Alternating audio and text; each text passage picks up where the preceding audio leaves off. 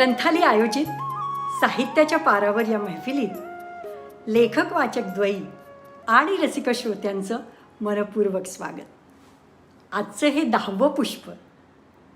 आज आपल्या गप्पांमध्ये सहभागी होण्यासाठी जे 2 साहित्यिक इथे आले आहेत त्या दोघांनीही समाजात सकारात्मक बदल करण्याच्या कार्यात आपला खारीचा वाटा उचलला आहे आणि आपलं विहित कर्म जीव ओतून करत असल्यामुळे अनेक माणसंही जोडली आहे. एक आहेत विद्यार्थीप्रिय शिक्षक फ्रान्सिस डिमेलो आणि दुसऱ्या आहेत संवेदनशील डॉक्टर स्मिता दातार. असं म्हणतात, पालक, लेखक आणि शिक्षक कधीच रिटायर होत नाहीत. डिमेलो सरांमध्ये या तिन्ही गोष्टी एकवटल्या आहेत. शिक्षक तर ते आहेतच, प्रसंगी मुलांचे पालकही होतात. त्यामुळे त्यांची निवृत्त शिक्षक ही ओळख करून देणं इष्ट नाही. आजही ते विद्यार्थी, पालक व शिक्षकांना विशेष मार्गदर्शन करत असतात. त्यांनी मुलामुलींसाठी सुमारे 35 व्यक्तिमत्व विकास शिबिरांचं आयोजन केलं आहे.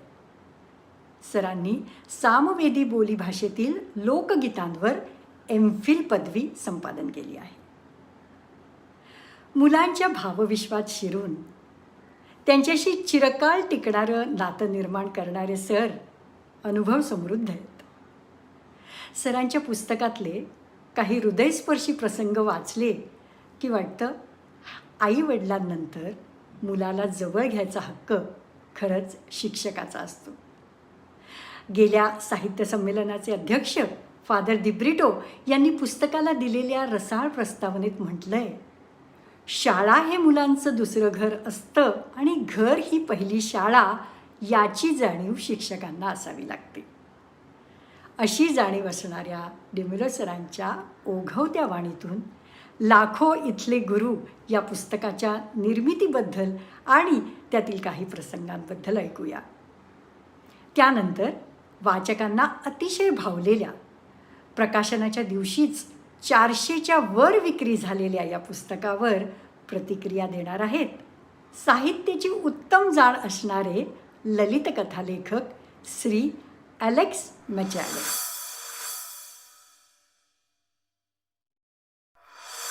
नमस्कार रसिक जन हो.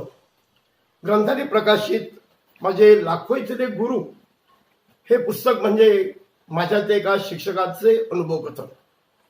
परळचे आरंभट हायस्कूल आणि बोरडीचे गोखले हायस्कूल या 2 नामवंत शाळेमध्ये 37 वर्ष शिक्षक म्हणून काम करत असताना अक्षरशः हजारो विद्यार्थी, तेवढेच त्यांचे पालक, माझे शेकडो सहकारी शिक्षक, सेवक वर्ग, मुख्याध्यापक अशा सगळ्या माणसांमध्ये मी वाढलो आणि माझ्यातला शिक्षक म्हणून मी घडलो.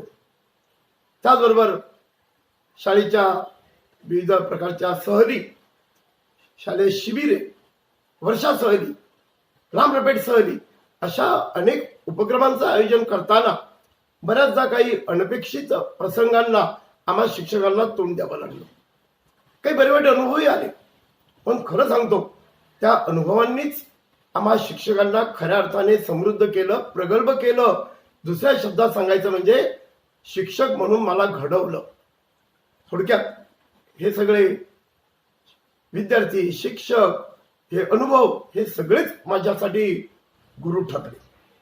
हे सर्व अनुभव मी अक्षरबद्ध करावे अशी माझ्या काही सहकारी शिक्षकांची आणि माझ्या काही विद्यार्थिनींची फार इच्छा होती. आणि म्हणून निवृत्तीनंतर एका निवंत क्षणी थोडा नॉस्टॅल्जिक होऊन मी ह्या सर्व आठवणी लिहून काढल्या आणि माझ्याच एका विद्यार्थिनीने या माझ्या आठवणींना एक समर्पक असं शीर्षक सुचवलं आणि ते म्हणजे लाखो इथले गुरु. त्या पुस्तकातले काही अनुभव मला तुम्हाला सांगायला आणि तुम्हाला ऐकायलाही नक्कीच आवडते. बोरडीच्या माझ्या शाळेमध्ये एक अतिशय उन्हाळ मुलगा होता. त्याचे आई वडीलही बेजार झाले होते आणि आमच्या शिक्षकांनी देखील त्याच्यापुढे हात टेकले होते. एके दिवशी तर त्याच्या आलेल्या एका तक्रारीने तर माझ्या संतापाचा पारा अचानक कधी नव्हे तो वर चढला. मी त्याला घेऊन रिक्षा घातलं आणि म्हटलं, चल तुझ्या आईवडिलांच्या स्वाधीन तुला करून येतो. बऱ्याच पुढे गेल्यानंतर एका उंच टॉवरपाशी त्याने रिक्षा सोडायला लावली. त्याची एकूण इस्त्रीचा तो गणवेश, त्याची राहण्याची सोय छान चौकी पाहून मला असं वाटलं होतं की आज टॉवर मधल्या एखाद्या अपार्टमेंटमध्ये हा मुलगा नक्कीच राहत असेल. पण त्याने मात्र उजवीकडचा चाळीचा रस्ता पकडला. तो पुढे आणि मी पाठीमागे अशा त्या बैठ्या चाळीच्या गल्ली बोळातून तो मला पुढे पुढे घेऊन जात होता. एका क्षणी तर माझ्या मनात शंकेची पालच चुकचुकली की हा मुलगा मला नेमकं कुठे घेऊन जातोय, काय आहे याच्या मनामध्ये. पण इतक्यात एका बैठ्या चाळीच्या दाराशी तो थांबला. दारावरचा बारदानाचा पडदा त्याने बाजूला सारला. तो आणि त्याच्या पाठोपाठ मी घरामध्ये प्रवेश करणार इतक्यात दाराशीच झोपलेली त्याची आई ताडकन उठली. विस्कटलेल्या केसावरून हात फिरवताना तिने आमच्याकडे एक नजर टाकली आणि कोपऱ्यातली सळई उचलून ती तावातावाने म्हणाली, थांब, आज तुझं मी डोकंच फोडते, तुला सरानं घरी यायला लावला. मी ती सळई तिच्या हातातून खेचून वर माळ्यावर फेकून दिली आणि त्या आईला म्हटलं, अहो तसं काही नाही, आज त्याला बरं नाही म्हणून मी त्याला घेऊन आलोय. शेजारच्या लोखंडी कॉटवर त्या मुलाचे वडील टवेल गुंडाळून बसले होते. लाजीरवाण्या चेहऱ्याने ते मला म्हणाले, सर, मी असा बेकार, ही माझी पत्नी पहाटे लवकर उठून 8-10 घरी धुनीवांडी करून कसा तरी माझा संसार चालवते आणि मुलांना शिकवते, पण हा मुलगा माझा असा. मी त्या माणसाकडे पाहिलं, त्या घरातल्या सगळ्या वस्तूंकडे पाहिलं. सगळीकडे मला दारिद्र्याच्या प्रचंड खुणा दिसत होत्या आणि त्यामुळे त्या मुलाचा माझ्या मनातला संतापाचा पारा एकदम झरकन खाली उतरला. उलट एवढ्या अशा परिस्थितीतून एवढ्या दुरून हा मुलगा शाळेत येतो याच मला कौतुक वाटायला लागलं. मुलाबद्दल काहीच तक्रार न करता मी परतीच्या मार्गाला लागलो. माझ्या पाठोपाठ आलेल्या त्या मुलाला मी विचारलं की अरे तुझ्या घरची परिस्थिती अशी आणि तुझे इस्त्रीचे कपडे, तुझे छान चौकी, कसं काय रे. तेव्हा तो मला म्हणाला की सर, इथल्या श्रीमंताच्या गाड्या मी धुतो, त्याचे जे काही पैसे मिळतात त्यातले मी थोडे आईला देतो, बाकीचे मी सिगारेट, हॉटेलवर वगैरे उडून टाकतो. आणि तो कोपऱ्यावरचा इस्त्रीवाला आहे ना, त्याचे काही कपडे मी घरोवर पोचवतो, त्याच्या बदल्यात तो माझ्या आणि माझ्या भावाच्या कपड्यांना फुकट इस्त्री करून देतो. मित्रांनो, आमच्या समोर बसलेले एकाच गणवेशातले सगळे विद्यार्थी जणू काही एकाच आर्थिक स्तरातून, एकाच कौटुंबिक पार्श्वभूमीतून आणि एकाच संस्कारातून आल्याप्रमाणे आम्ही त्याला वागवतो, आम्ही त्यांच्याशी वागतो. पण प्रत्यक्षातलं वास्तव किती वेगळं आणि भयान असू शकतं हे या प्रसंगाने मला आणि आमच्या काही सहकारी शिक्षकांना समजून चुकलं. माझ्या परळच्या शाळेमध्ये पद्माकर ओझे नावाचा एक अतिशय हुशार आणि चुणचुणीत विद्यार्थी होता. शाळेतल्या एकांकिकेमधल्या अभिनयामुळे तर तो आमच्या सगळ्यांच्या गळ्यातला ताईत बनलेला होता. नागिनीने आजारी असं कळल्यामुळे माझ्या 2 ज्येष्ठ सहकाऱ्यांबरोबर मी त्याच्या घरी त्याला पाहायला गेलो होतो. नागिनीच्या फोडांनी त्याची अक्षरशः दयनीय अवस्था केली. आम्हाला बघून त्याच्या डोळ्यात अश्रूच गोळा झाले आणि तो आम्हाला विचारू लागला, सर, खरंच मी मरणार का हो? बघा ना, नागिनीचे फोड किती वाढत चाललेत. हे ऐकून मी थोडा गलबलून गेलो. पण माझे त्या दोन्ही ज्येष्ठ सहकाऱ्यांनी त्याला सांगितलं, अरे वेड्या, असं काही नसतं रे, ही सगळी वेडी समजूत आहे, नागिनीने कधी कोणी मरत नाही. मी तर त्याला पुढे जाऊन सांगितलं, अरे माझ्या शेजारच्या एका मुलाच्या गळ्याला नागिनीच्या फोडांचा विळखा बसला होता, काही झालं नाही, 4 दिवसात ठणठणीत बरा झाला. हे ऐकून पद्माकरच्या चेहऱ्यावरचे भाव बदलले. तो खरंच विचारला की खरंच सर, मी म्हणणार नाही. आम्ही तिघांनी एकाच सुरात त्याला आश्वस्त केलं, अजिबात नाही. बघा, हीच गोष्ट त्याच्या आईवडिलांनी पद्माकरला समजावून दिली होती, पण विद्यार्थ्यांचा आम्हा शिक्षकांवर किती प्रचंड विश्वास असतो आणि त्या विश्वासाला आम्ही किती पात्र ठरलं पाहिजे हा धडा घेऊनच पद्माकरच्या घरातून आम्ही परत आलो. माझ्या पुस्तकामध्ये काही व्यक्तिचित्र सुद्धा आहेत. माझे एका ज्येष्ठ परब सरांच्या व्यक्तिचित्रातील एक छोटासा उतारा तुम्हाला सांगतो. सुरुवातीच्या माझ्या त्यांच्या परिचयाच्या काळामध्ये परब सरांच्या तोंडी कायम फोटोग्राफीची भाषा, चित्रकलेबरोबरच त्याला फोटोग्राफीचाही फार मोठा छंद होता. किंबहुना त्या छंदाचं त्याला व्यवसायात रूपांतर करायचं होतं आणि म्हणून ते अक्षरशः झपाटले होते. एके दिवशी तर गंमतच झाली. ते शाळेत आल्यावर म्हणाले, हे कालच गण उचलली. फोटोग्राफी आणि फोटोग्राफीच्या सगळ्या साधनाबद्दलचं माझं त्यावेळेचं ज्ञान म्हणजे मी अज्ञानीच म्हणाला. पुढे म्हणाले की शाळेत 2 वेळा शूट केलं, काय भन्नाट रिझल्ट आलाय सांगू, वगैरे वगैरे. मी तर बुचकळतच पडलो. गण म्हणजे बंदूक, बंदुकांनी म्हणतायत, 2 वेळा शाळेत शूट केली असंही म्हणतायत, आवाज तर कुठे आला नाही. शिवाय आमचे प्रिन्सिपल जोशी सर तरी कशी परवानगी देतील. सगळंच माझ्या समजण्याच्या पलीकडचं. पण माझं हसं होऊ नये म्हणून मी गप्प राहिलो, मी काहीच बोललो नाही. पण पुढे पुढे परब सरांच्या परिचयाने त्यांची भाषा आणि त्यांची परिभाषा मला उलगडत गेली आणि त्या गणचं रहस्य सुद्धा उलगडलं. असे अनेक अशी व्यक्तिचित्रे, काही हृदयद्रावक प्रसंग, काही खळखळून हसायला लावणारे प्रसंग या पुस्तकामध्ये आपल्याला नक्कीच वाचायला आवडतील. धन्यवाद. श्री फ्रान्सिस डिमेलो हे 5 दशकाचा शिक्षकी पेशाचा अनुभव असलेले एक निवृत्त शिक्षक. लाखो इथले गुरु हे त्यांचं शिक्षकी पेशातील कारकिर्दीवर आधारलेलं पुस्तक अतिशय वाचनीय आणि रंजक झालेलं आहे. अतिशय सोप्या शब्दांमध्ये छोटी छोटी वाक्य वापरत मध्येच एखाद्याला चिमटा घेत आपला मुद्दा समजावून सांगण्याची डिमेलो सरांची हातोटी अतिशय विलक्षण आहे. त्यामुळे हे पुस्तक कुठेही कंटाळवाणं होत नाही. समोरासमोर बसून गप्पा माराव्यात तसे हे पुस्तक वाचकाला सोबत घेऊन जातं. डिमेलोमधला शिक्षक हा एक उत्तम निरीक्षक आहे. विद्यार्थ्यांच्या खोल भावविश्वाची जाणीव असलेला अतिशय उत्कृष्ट असा मार्गदर्शक आहे. कधी मुलांवर पित्यासमान प्रेम करणारा तर कधी कठोर शिस्तीचा बडगा उगारणारा अशा ह्या प्रामाणिक शिक्षकाचं हे पारदर्शी अनुभव कथन वाचकाच्या नकळत त्याच्या मनाचा ताबा घेतं. घडलेला प्रसंग जसाच्या तसा हा व्यक्तीसह समोर उभा करण्याची ताकद डिमेलोंच्या लेखणीत आहे. त्यामुळे वाचकाला हेच प्रसंग, याच घटना, ह्याच व्यक्ती आपल्या देखील जीवनात येऊन गेल्याचं जाणवत राहतं. शाळेच्या मर्यादित परिघातून हे पुस्तक अलगद बाहेर पडतं आणि वाचकाला शाळेबाहेरील खऱ्या शाळेत घेऊन जातं. हे खरं म्हणजे डिमेलो सरांच्या लेखणीचं यश. खरं पाहता असे गुरु आपल्याला देखील आपल्या क्षेत्रात पदोपदी भेटत असतात. ते शिकवत जातात, आपण शिकत जातो. हे अवयव सुरूच असतं. ही एक नवीन दृष्टी हे पुस्तक वाचकाला देतं. डिमेलो सरांचं भाषा प्रभुत्व ह्या पुस्तकात पानोपाणी जाणवतं. कधी ते हसवतात, कधी वाचकाचे डोळे ओले करतात, तर कधी अंतर्मुख होऊन विचार करायला लावतात. सुन्याचं प्रकरण आणि पालकांविषयी भाष्य करणारं खरंच वडील असे वागू शकतात, ही 2 प्रकरणं वाचकाच्या काळजाला अक्षरशः हात घालतात. कळसकाम आणि रतिबाचं दूध ही भानगड मात्र डिमेलो सरांच्या मिश्किल शैलीमध्येच वाचलेली बरी.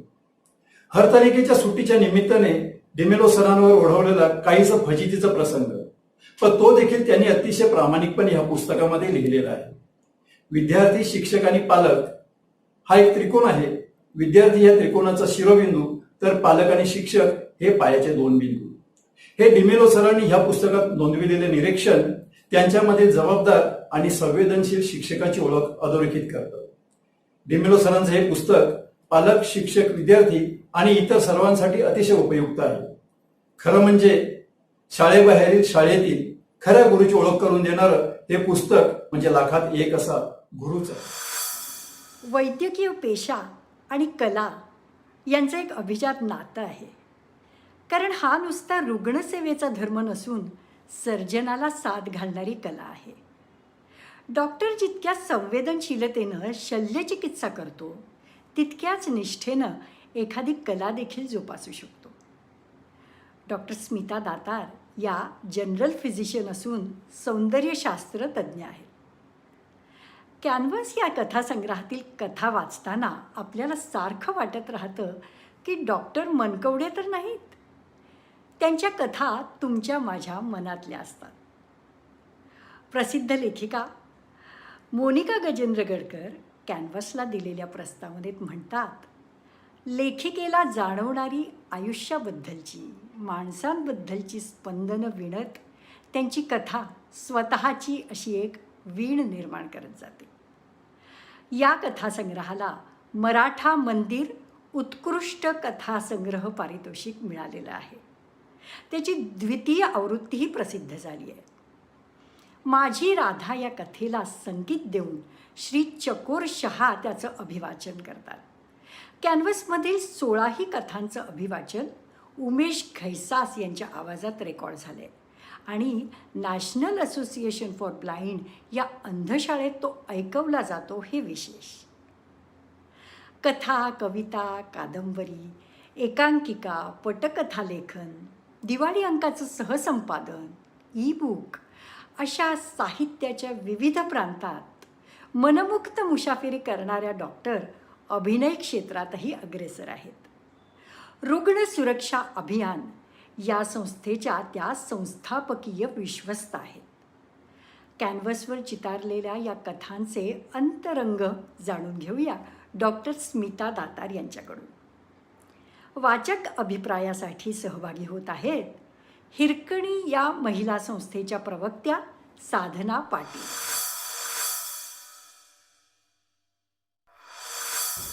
नमस्कार, मी डॉक्टर स्मिता दातार. माझ्या कॅनव्हास या कथासंग्रहाविषयी गप्पा मारायला मी साहित्याच्या पारावर आले. कॅनव्हास म्हणजे एक कोरा कॅनव्हास असतो आणि ज्याच्यावर काही रंगरेषा चित्रकार काढतो. मग ते आकृतिबंध उमटतात आणि मग चित्रकार त्याच्यात रंग भरतो आणि चित्र तयार होतं.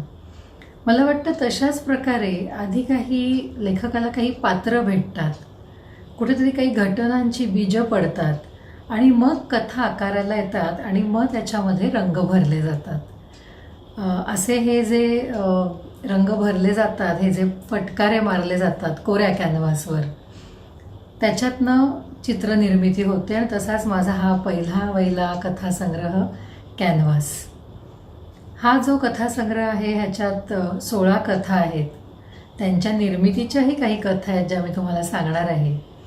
पण मुळात 2015 साली मी एक पहिली शॉर्ट फिल्म लिहिली आणि तेव्हा मला शोध लागला की आपण लिहू शकतो आहे. त्याच्या आधी मी वृत्तपत्रात लिहित होते, काही दिवाळी अंकात थोडंफार लिहिलं होतं, पण त्या शॉर्ट फिल्मने मला आत्मविश्वास दिला आणि त्याच्यानंतर ह्या कथा मी लिहित गेले. आमचा एक कथा क्लब होता ज्याच्यात आम्ही काही लेखक मंडळी कथा लिहायचो आणि त्याच्यावर चर्चा करायचो. त्याच्यातनं कथा सकस होत गेल्या आणि हा कथासंग्रह जन्माला आला. व्यवसायाने मी डॉक्टर आहे आणि डॉक्टर असल्यामुळे माणसांचा सतत गराडा असतो. स्टाफ, पेशंट्स, बाकीची पण माणसं समाजातली ही सारखीच आपल्या अवतीभोवती वावरत असतात.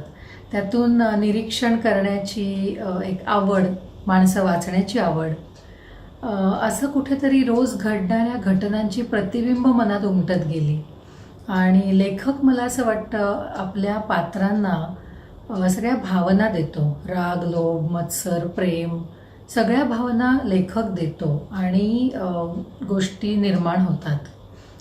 खरं म्हणजे ही सगळी आपल्या अवतीभोवती ज्या घटना असतात त्याची स्पंदनं असतात, त्याची प्रतिबिंब असतात, पण लेखक त्या पेन डाऊन करू शकतो, कागदावर उतरवू शकतो, म्हणून त्या गोष्टी होतात.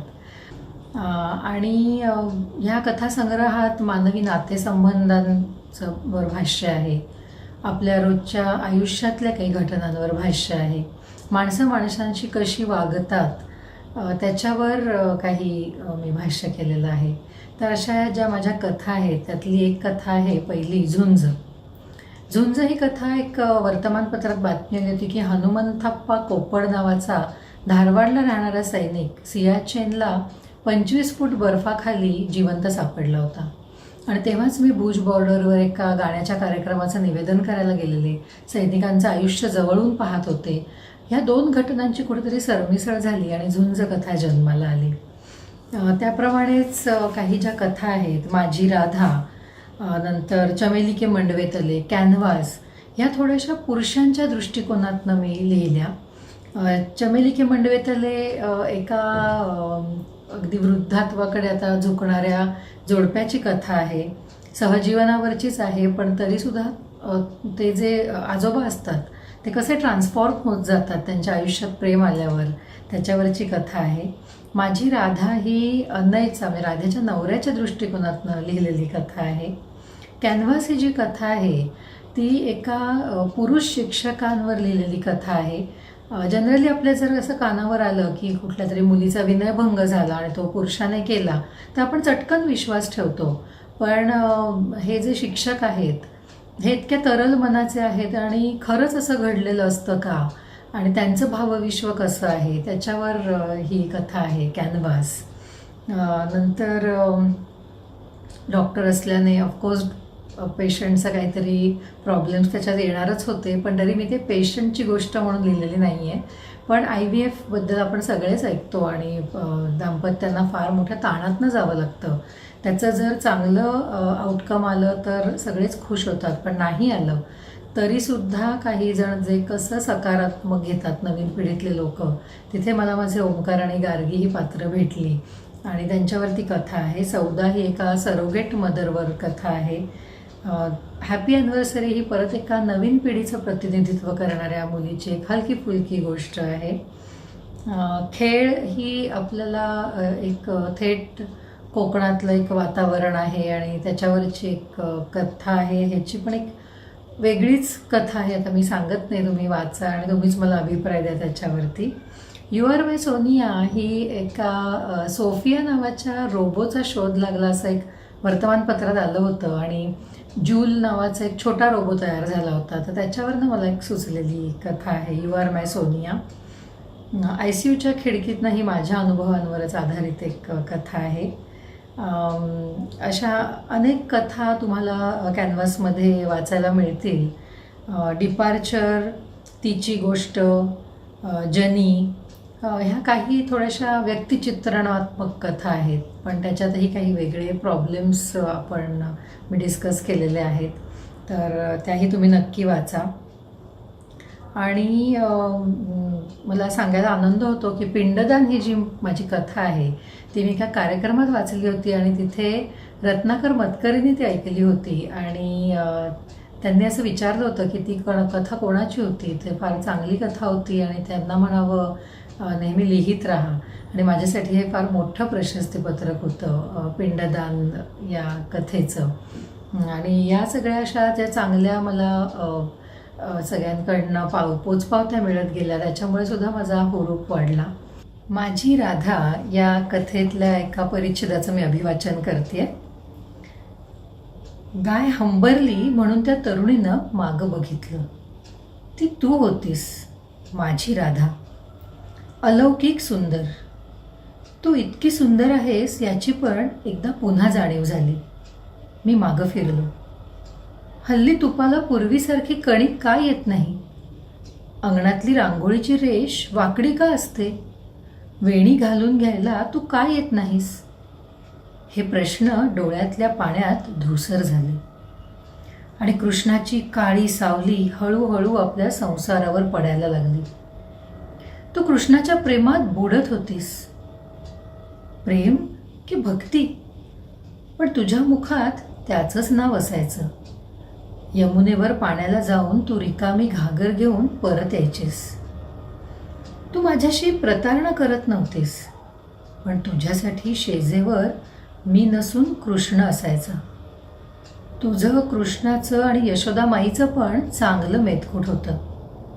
आईला वाटायचं तुला काम करायला नको म्हणून हे बहाणे आहेत, पण मला मात्र गोष्टी उलगडायला लागल्या होत्या. तुझ्या अर्ध्या रात्री बाहेर राहण्यासाठी आईनं मार दिला की पाठीवर चंदन मात्र मी लावायचो, कारण मला तुमचं जगावेगळं प्रेम उमजायला लागलं होतं. मान्य होतं असं मात्र मी म्हणणार नाही. आताशा रानातनं कृष्णाने लावलेला आळता पावलांना लावूनच तू घरी यायचीस. पावलं फक्त आपल्या घरी उमटायची. केसात रानफुलं कृष्णाने माळून दिलेली असायची. शेजेवर त्यांचा गंध मला डंख करायचा. हातानं मेहंदी तो लावून द्यायचा, रंग मात्र मी बघायचा. तरी कुठेतरी आशा वाटत होती की आपलं प्रेम तू विसरली नाहीयेस. साध्या भोळ्या अनयला ओळख मिळवून देणारी, त्याच्यासाठी हाडाची काडं करणारी अनयची राधा एका दुसऱ्या पुरुषाला सर्वस्व मानते. या आगीत मी होरपळून निघायचो. पण तुमचं प्रेम अशारीर असल्याचं तू सांगितलं होतंस. आणि तू सांगितलंस म्हणजे ते खरंच होतं. नुकतंच माझं अजून एक पुस्तक प्रकाशित झालं आहे, D K Datar the violin sings. हे माझे सासरे पद्मश्री पंडित डी के दातार व्हायोलिनिस्ट यांच्यावर लिहिलेलं पुस्तक आहे. तर तेही नक्की वाचा. कॅनव्हास हा माझा कथासंग्रह तुम्हाला आवडला का हे मला नक्की सांगा. वाट बघते अभिप्रायाची. धन्यवाद. नमस्कार, मी साधना पाटील. मी आज एक सुंदरसं पुस्तक वाचलं आहे, ते तुमच्यासाठी घेऊन आली आहे. पुस्तकाचं नाव आहे कॅनव्हास आणि लेखिका आहेत डॉक्टर स्मिता निखिल दातार. तर यात एकूण 16 कथा आहेत. पहिलीच कथा आहे झुंज, जी आपल्या इंडियन फौजी एक आहेत त्याच्या जीवनावर आहे. तर त्या लोकांचं राहणं, त्या लोकांना द्यावी लागणारं किती अनेक कठीण परिस्थितींना द्यावं लागणारं तोंड, याविषयी अतिशय बारकावे टिपलेले आहेत लेखिकेनं. आणि जे आपल्याला त्या जागेवर घेऊन जातात, हे खरं तर त्या गोष्टीचं यश आहे. आणि खूप सुंदर चटका लावून जाणारी गोष्ट आहे. त्याचप्रमाणे अजून एक मला अतिशय आवडलेली कथा म्हणजे या विषयावर कथा होऊ शकते का असा विचार येतो. खरं तर एक अंगठी हरवली आणि तिचा शोध. आणि मी जास्त नाही सांगणार, ते तुम्हीच बघा काय आहे. पण अतिशय सुंदर हल्लीच्या तरुणाईची भाषा त्याच्यात वापरली गेली आहे. त्यांचा एकूणच गोष्टीकडे बघण्याचा दृष्टिकोन आपल्याला दिसतो, आशावादी दृष्टिकोन आपण म्हणतो त्याप्रमाणे. तर फार सुंदर झाली आहे ती पण कथा. तुम्हाला नक्की आवडेल. ती हलकी फुलकीची आहे. अशा अनेक वेगवेगळ्या मूळच्या कथा तुम्हाला तिथे पाहायला मिळतील. अजून एक आपल्याला राधा कृष्ण माहीत असतात. राधाविषयी किंवा कृष्णाविषयी खूप ठिकाणी लिहिलं गेलं आहे, वाचलं गेलं आहे, खूप गायलं गेलं आहे, गाणी लिहिली गेली आहेत. पण या राधेचा पती, त्याच्याकडे कायमच दुर्लक्ष झालेलं आहे. तर अनयची भावावस्था, राधा जेव्हा कृष्णाच्या मागे वेडी आहे तर त्याला कसं वाटत असेल, तो कसा विचार करत असेल, हा सगळा विचार लेखिकेने याच्यात दाखवलेला आहे. तर ती पण अतिशय सुंदर कथा झालेली आहे. अजून एक कथा, सासू सुनेचं एक अनोखं नातं दिसतं आपल्याला आणि अतिशय गंभीर विषयावर कथा आहे ती, पिंडदान. ती पण मला खूप आवडलेली कथा आहे. तर अशा अनेक कथा सगळ्या वेगवेगळ्या मूडच्या आहेत. शेवटची एक कथा मी सांगते तुम्हाला, ICUच्या खिडकीतून. ही लेखिकेची आपबीती आहे. ते स्वतः डॉक्टर असल्यामुळे एखाद्या वेळी डॉक्टर जेव्हा पेशंटच्या बेडवर जातो आणि जेव्हा त्याला माहिती आहे की हा आजार किती गंभीर आहे, याचे परिणाम काय होऊ शकतात, त्यावेळी त्याची भावावस्था काय असू शकेल, त्याचं आपल्या कुटुंबाप्रती प्रेम, काळजी, हे सगळं काही त्यांनी खूप छान त्याच्यामध्ये लिहिलेलं आहे. म्हणजे आपणही त्याच्याबरोबर प्रवास करत जातो या कथेच्या बरोबरच कधीही. प्रत्येक कथेचं ते वैशिष्ट्य आहे आणि त्यामुळे मस्त झाला आहे कथासंग्रह. तुम्ही नक्की वाचा. मंडळी, डिमेलो सरांच्या शाळेत फेरफटका मारून यायची आणि डॉक्टर स्मिता दातारांच्या कॅनव्हासवरील रंगांची उधळण पाहायची जबरदस्त इच्छा झाली ना तुम्हाला? महफिलीत कलाकाराची तान जितकी महत्त्वाची ना, तितकीच महत्त्वाची प्रेक्षकांची दाद. या अक्षर महफिलीत तुमची दाद म्हणजे तुमच्या प्रतिक्रिया. ग्रंथाली वॉच या फेसबुक पेजवर आणि वैभव महाराष्ट्राचे या यूट्यूब चॅनलवर त्या अगदी भरभरून येऊ द्या. पुन्हा भेटूया पुढच्या शुक्रवारी नवीन लेखक आणि वाचकांसोबत साहित्याच्या पारावर.